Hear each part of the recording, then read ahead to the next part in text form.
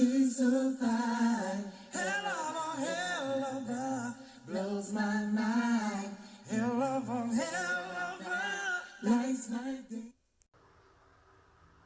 What's good, guys? Today is Saturday, December the 19th, 2020.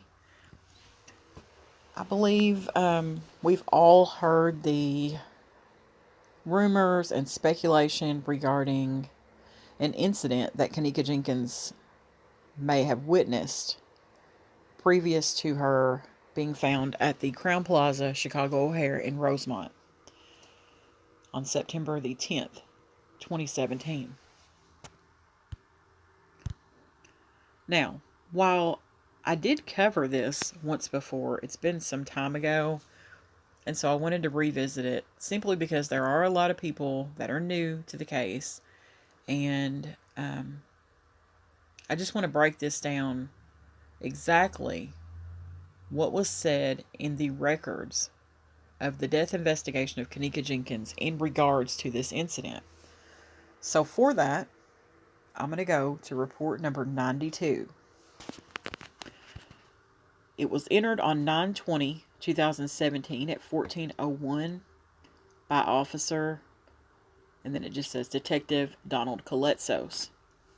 Everything is redacted as far as who this person is. But it goes on to say, on the morning of September the 20th, 2017, at approximately 10:15 hours, subject blank came to the Rosemont Police Station, 9501 West Devon Avenue, 4th floor, for a non-custodial interview. The following is in summary, not verbatim. I asked blank to confirm his address and contact information, which he advised me that he had just moved. I asked him who he currently works for. He stated that he works for Alliance Security Services for the past 7 years. He stated that his company had him reassigned permanently to Franklin Food and Liquors, 501 North Kedzie, number B, with a shift Thursday, Friday, and Saturday between 1800 and 0700 hours. I then asked blank if the guards are inside or outside. He stated that they are outside the store about 90% of the time. This is to assist with traffic control during heavy peak hours and to help diffuse potential situations and avoid conflicts between rival gangs. I asked him if checking IDs is part of the security guard's duties. He stated that they would only check IDs if they believed the subjects were underage. He then continued that the owners, managers, and clerks would check IDs at the time of purchase at the counter per Illinois law. I asked if he recalls any of the customers that were at the store.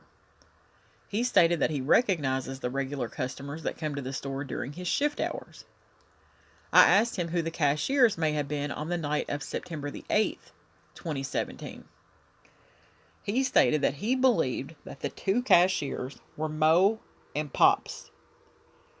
He stated that those are nicknames and that he doesn't know their actual names. When asked if he might be willing to view photo lineups to see if persons may have been in the store on September the 8th, 2017, he stated yes. When asked about the store's video surveillance camera system, he stated that he is not familiar on how to operate. He knows that video is deleted by the 6th day due to there not being enough memory in the server. When asked if Jenkins may have been in the store, he thought that it may have been possible for her to have been there. He mentioned a shooting that had occurred in the past 2 to 3 weeks in which Jenkins may have known both the male offender and female victim. Blank was unable to provide any further specifics about the incident, but stated that it was in the news. I concluded the interview and had Park Ridge Police Department Officer Tracy administer photo lineups. See his supplemental report for further. Nothing further. Signed off 1459, which is Detective Coletsos' number.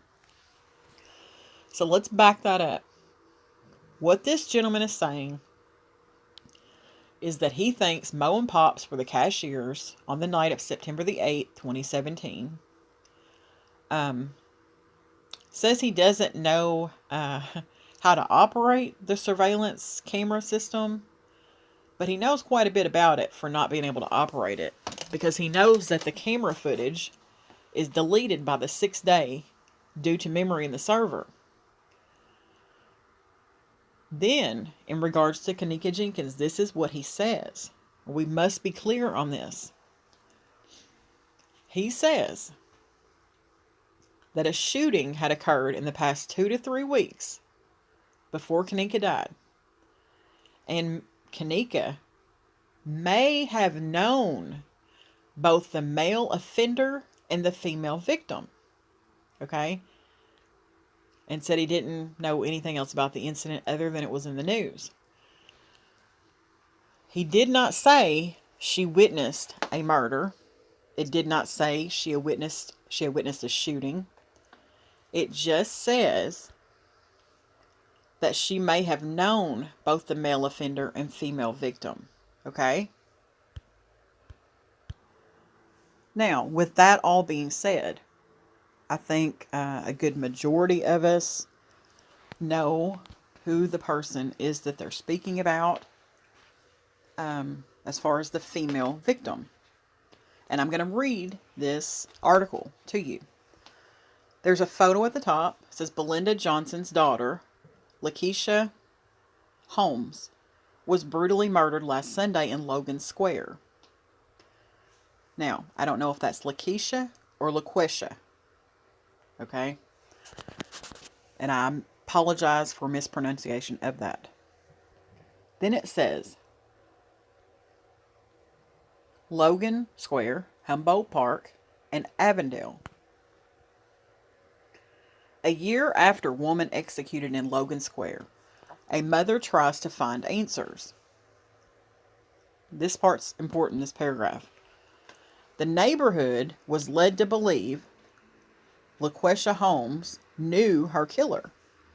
Not only is that not true, but it's also harmful to the family she left behind, according to Holmes' mother. Now, this article was wrote on June the 8th, 2018, at 6:04 p.m. by Mina Bloom. It says this story was originally published by Block Club Chicago on June the 8th. Logan Square. Belinda Johnson can't bring herself to watch the final moments of her daughter's life. She knows what happened. Last August, on a hot summer morning, a man chased down her 33-year-old daughter, Laquesha Holmes, and shot her 12 times on a quiet residential street in Logan Square. Holmes crumpled to the ground next to a dumpster as a gunman jumped in his black Dodge Charger and sped off. A week or two into the investigation, police found video footage of the murder, captured by a nearby church's surveillance camera. It doesn't clearly show Holmes or the gunman's faces, but outlines are painful enough. Nearly a year later, Johnson hasn't watched the video, and she's not sure she ever will. I could see the video if I want to. I don't know if I really want to see it. They say it's really, really bad, Johnson said, sitting on her couch in suburban South Holland, miles away from where her daughter was murdered. The execution happened at 10:30 a.m. on August the 23rd, a Tuesday, at Spalding Avenue and Cortlandt Street. Police say Holmes was walking down the street when a man got out of the Charger, chased after her, and fired shots, hitting her 12 times. She was taken to Strauger Hospital, where she was pronounced dead, according to the Cook County Medical Examiner's Office. That is a picture of her. Laquesha Holmes was 33 years old when she was shot to death. Beautiful lady. Beautiful. The murder sent shockwaves through the neighborhood. How could a woman have been executed in broad daylight on a sunny Tuesday morning in Logan Square? News outlets covered the immediate aftermath, quoting scared neighbors and unnamed friends of Holmes.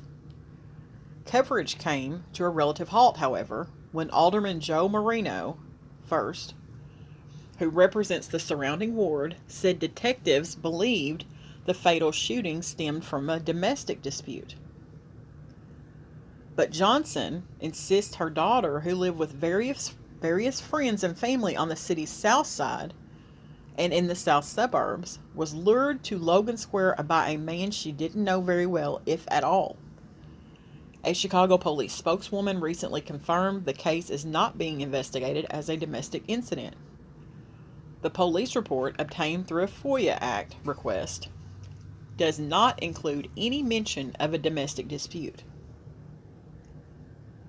No one has been charged in Holmes' murder, according to the police. Johnson said she and everyone else in Holmes' circle knows who killed her daughter. Block Club Chicago is not naming the man because he has not been charged in Holmes' murder. I didn't know him at all. I never seen him or anything, Johnson said of the killer. Exactly why the man killed Holmes is unclear, though Johnson acknowledges her daughter was in and out of jail, mainly for her part in an identity theft ring. When you're living a lifestyle like we live, you meet different people all the time. I don't know the reason, Johnson said. In the weeks leading up to the murder, Holmes told her mother she was tired and wanted to leave her life of crime behind, but she didn't get the chance to. Less than 2 weeks after being released from prison, Holmes was murdered in Logan Square. She left 4 children, ages 17, 15, 11, and 8 behind. She didn't live over there. She was taken over there. She lost her life over there, Johnson said. The neighborhood speaks about it for 3 days, then everybody's done and moved on. It's like it was a domestic dispute. Everybody's safe, get back to work. But me and her sisters and her kids are never going to be okay.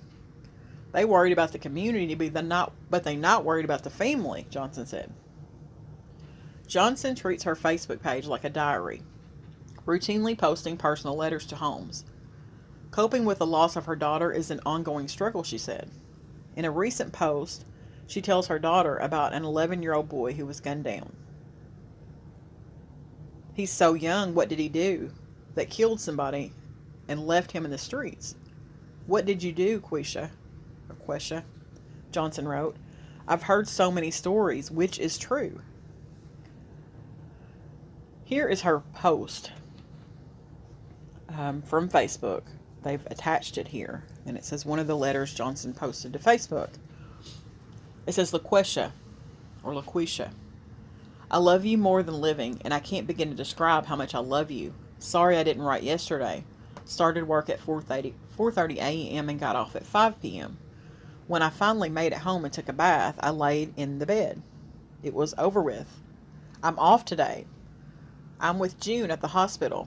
He's having a procedure. I'm praying it's not serious. I also have to go to Jania's school to sign her graduation papers. Yes, my granddaughter is graduating. Dejanay is graduating as well. I told them to make you proud.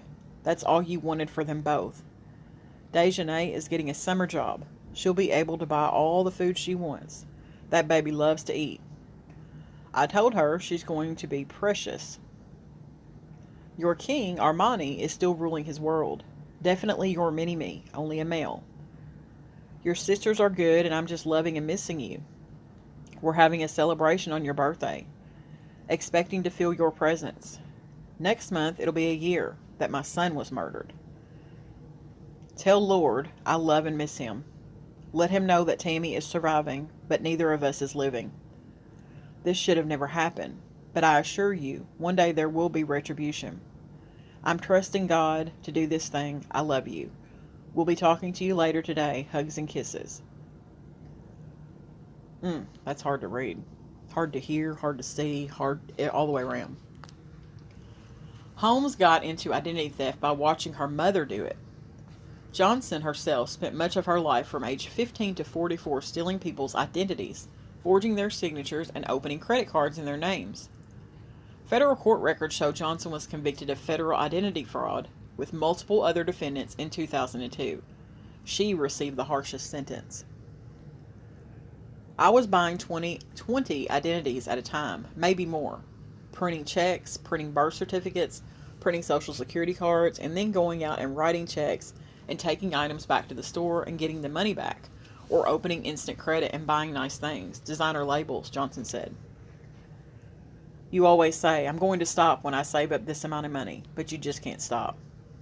Or I get a job and the job paid me $300 every 2 weeks when I could have made $300 in 2 seconds.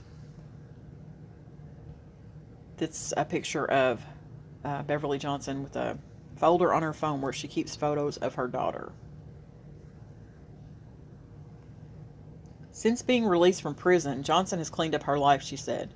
She got a job at a factory, takes care of her grandchildren, and has plans to mentor youth in jail, and even open her own soul food restaurant. She said she wishes Holmes had the same opportunity for a fresh start.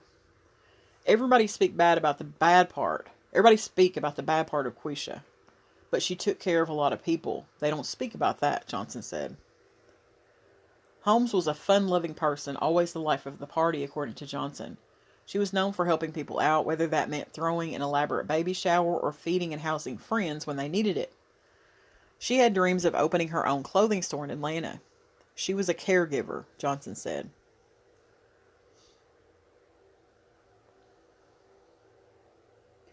Goes on to say final moments. Blake Davis, 24, and his girlfriend, Sam Furing, 21, had just moved into their apartment 2 weeks prior to the fatal shooting.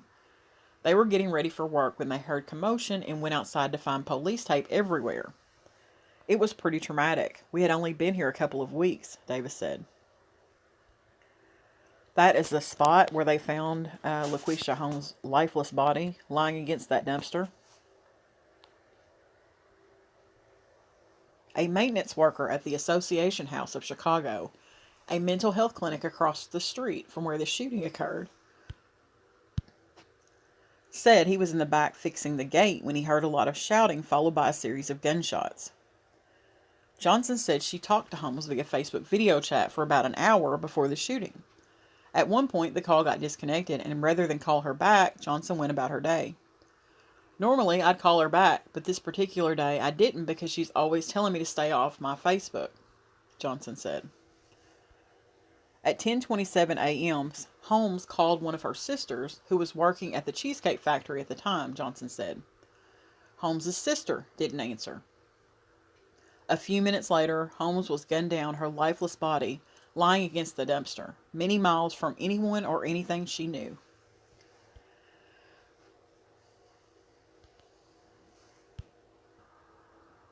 Now, I've also heard this put out there into the world as well, that Kenneka witnessed this incident while at the liquor store, and that's simply not true. The incident took place on the corner of Spalding and Cortland, which is right there.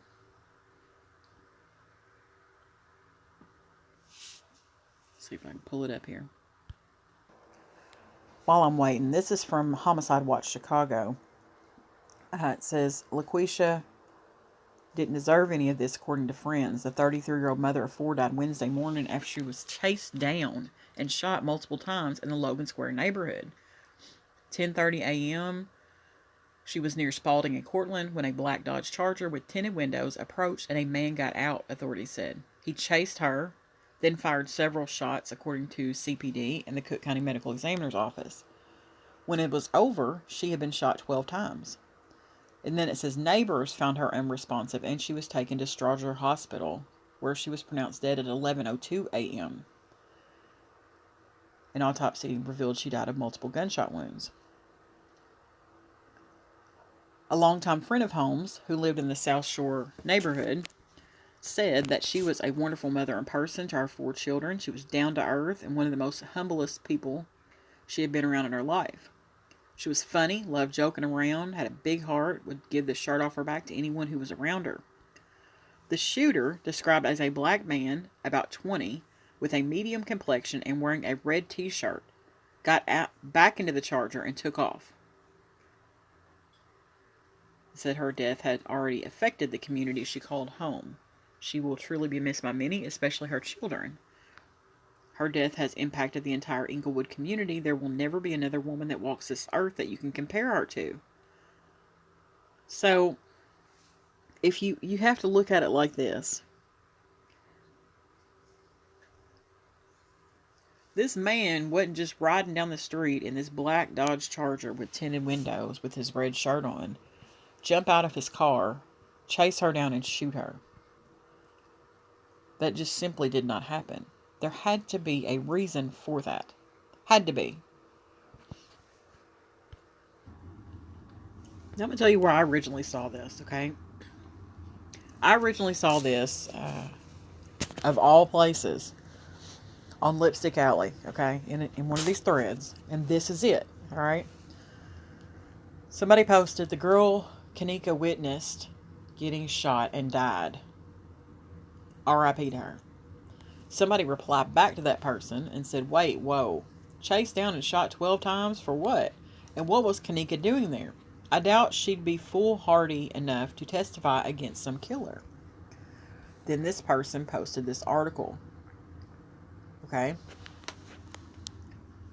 And I just actually went to the article so I can verify that this is actually the article.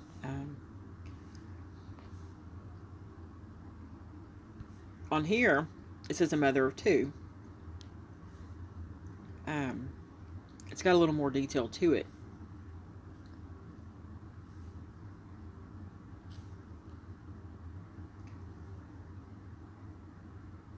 After the shooting Wednesday, one mother who spoke on the condition of anonymity said she was in her living room with her children when she heard multiple shots fired. She immediately threw the kids on the ground. I looked out the window and saw a black car parked with keys in the ignition, said the woman. She said the gunman continued shooting as he ran back to his car and fled eastbound. It's crazy. I'm still traumatized now. After the shooter left, another neighbor said others gathered around Holmes, who lay next to the dumpster outside a home being rehabbed. No one wanted to touch her because she had a lot of bullet wounds. I moved her hair out of her face and tried to speak to her. I could see she was barely breathing. She was breathing really shallow because her back was moving. Her eyes were open then, rolled back a little, said the woman who declined to give her name. Hours after the shooting, police tape lay atop a pile of trash in the dumpster, while other sections of the tape remained in an alley where children played basketball. It says the second woman, who has lived on the block for a decade, said shootings were a lot more frequent when she first moved in, but had decreased until recently. Parents had grown accustomed to letting the kids play outside, she said. It's a shame we got to keep them inside now, she said. Police say the shooter was wearing a red t-shirt and is about 20 years old. No one is in custody. On down in the thread, it says 12 times. Chicago is like a war zone. No one is safe out there. You'll get killed over nothing, and that's that. My condolences to her and her loved ones. Damn, this is sad. There's not a whole lot more chatter on this in here. So, my thing is,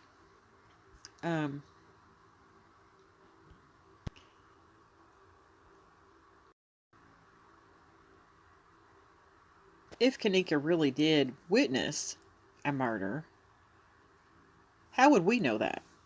Who in the world coming out of Chicago would ever tell anyone that? That's my thing. That's not something that's talked about there. I think we're all pretty aware of that. There's not a lot of talk going on in Chicago. They've made an example out of many people before.